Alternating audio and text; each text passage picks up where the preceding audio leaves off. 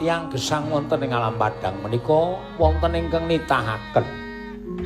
Mula aja pisan-pisan manembah dhateng Brahala. Ngemungna manembah dhateng marang pangeran lan tresna dhateng pangeran satuhu. Sampun ngantos sampeyan ngucapaken asmaning pangeran ingkang datanpa perlu ingkang boten wonten ginanipun. Lan kedah eling, sampeyan kudu tansah nucekaken dinaning pangeran.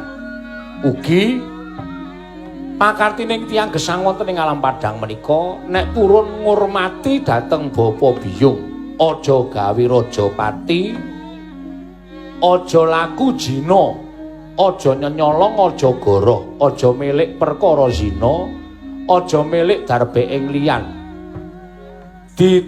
Tresna marang mungsuh-mungsuh sampeyan, aja mung tumindak tresna dhateng tiyang ingkang tresna dhateng sampeyan. Tumindak becik dhateng mengsah-mengsah panjenengan, sampun ngantos namung tumindak becik dhateng tiyang ingkang damel becik kaliyan panjenengan. Becik ana wong sing sengit karo sampeyan, pujekna becik wong sing mujiala marang sampeyan lan sembayang nawung dhateng tiyang ala-ala dhateng sampeyan. Yo Kakang Semar. Pangeran kanthi sawutu ing ati, kanthi sawutu ing jiwa, kanthi sawutu ing budi lan tresna marang padha kaya marang tresna marang awake dhewe. Yen padha nindakake iku kabeh bakal urip kanthi ayem, tentrem lan karta raharja. Yo, Kakang Nayantaka.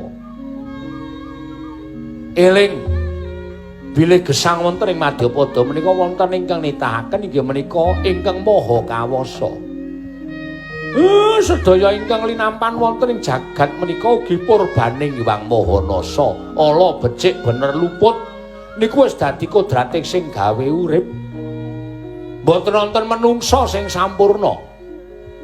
Menungsa menika kedununganina lali salah apes kelawan mati. Sing lali mugia dadi eling, sing luput dadi bener.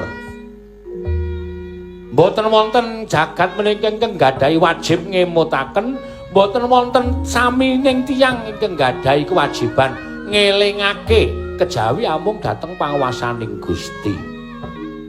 Gusti ingkang wenang ngemutaken, Gusti ingkang wenang paring pidendhan, Gusti ingkang wenang paring menapa kemawon dhateng umatipun. Nek sampeyan wani tumindak kados mekaten, apa sampeyan niku rumangsane wis ngungkuli panguwasaning sing gawe urip? Mangeling ngucap asmaning Gusti tanpa wonten perlunipun kemawon boten dipun parengaken. Napa malih sampeyan tumindak kaya-kaya wis ngungkuli panguwasaning sing gawe urip, ngemutaken sak pepadaning titah langkung-langkung niku piyantun sing langkung sepuh, luwih-luwih karo wong tuwa. Ngrasani ana wong tuwa wae dosa, apa meneh bakal wani karo wong tuwa. Pidendane niku neraka ingkang ora bakal ilang selawase sampeyan nampa pasiksan. Napa sampeyan boten wedi karo panasing geni neraka, Ndara? Ya Semar.